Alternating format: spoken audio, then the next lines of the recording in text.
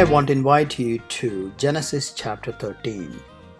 This chapter tells a story of Abraham's return from Egypt and the riches he brings with him. As he grew in numbers and wealth, the people needed more land to spread out. As their wealth increased, their strife increased also. Fighting broke out between the farm workers, and then, as often as is the case, the brothers separate and go their own ways. As we reflect more on this chapter, I want to invite you to reflect with me. While man has reasons for the things he does based on relational thinking and justifications, God always has the power to turn man's actions around and use them to create a unique and perfect plan of his own. The scriptures often reveal how God uses the frailties of man to achieve his greater glory. Abraham returns from Egypt with all the wealth and security he would ever need. He and his people continue to grow in riches.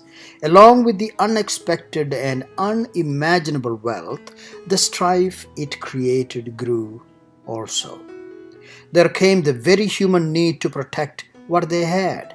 Protecting hard-earned money can cause relationship issues and problems among siblings. There is nothing new about it. The families of Abram and his brother Lot were not spared this strife. Like sensible people, Abram and Lot must also come together to find a solution to their problem. Lot saw the fertile land in front of him and realized the great potential it held. Abram suggested a solution by saying, "If you go left, I will go right. And if you go right, I will go left. Let's not quarrel about it. Let us come to an understanding. Let us talk about it. Let us find a sensible solution to the problem that we may have." He compromised by taking what was left by his brother. So Lot takes what he feels is the better portion, and Abram simply takes what Lot leaves behind. In order to have peace between brothers, one must be willing to make the necessary sacrifice, and that's exactly what Abram does. The two brothers go their separate ways and both prosper. This is where the story gets more interesting because God's plan never fails. When we look to Abram's future, we find that this seemingly insignificant sacrifice that he made by accepting what Lot did not want becomes what is best for the future of his people. God never fails in his promises.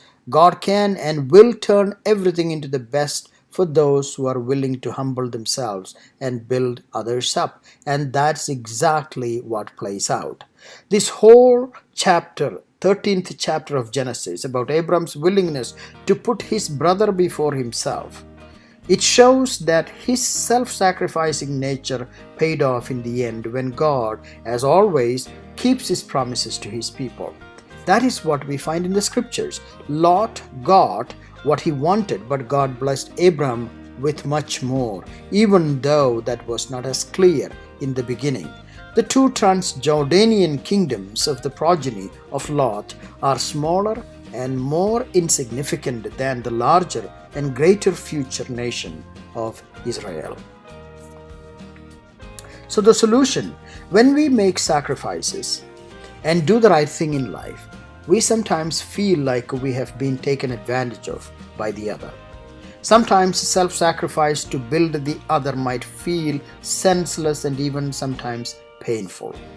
Loss of wealth and security might also feel like a lot to take in, especially when those who have taken advantage of you seem to prosper. One thing I've learned in life through this story and many others in my own life: God is a God of justice and not convenience, a God who knows both the beginnings and the ends. Things will turn around when God is in control of life, if only we can live without anxiety, leaving everything into the hands of God. Build up your brother, your neighbor, your sister, your family, your friends, and in turn, I promise, what might look like a lot will turn into the best. For God knows the progeny of a selfish man only ends up shrinking, and the sacrifice of the righteous will always prosper and enlarge. That is Genesis chapter 13.